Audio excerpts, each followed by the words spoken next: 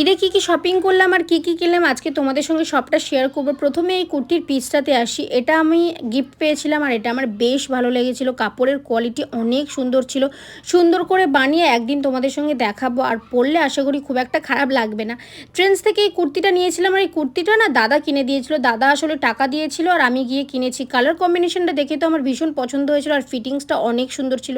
আর star থেকে কিনেছিলাম একটা লায়রার লেগিংস, অ্যাঙ্কেল লেন্থ লেগিংস। এরকম লেগিংস পরতে আমি ভীষণ কমফোর্টেবল ফিল করি, আর লায়রা ছাড়া আমার কোনো লেগিংসই ফিটিংস হয় না সেরকম।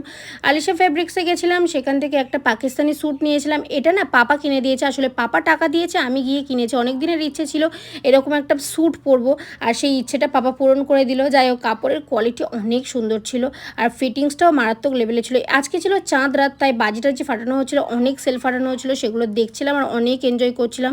ঈদটা তো আমার বেশ ভালোই কেটেছে। তোমাদের কেমন কেটেছে আমাকে কমেন্টে জানিও। তাহলে ভিডিওটা এই দুইটা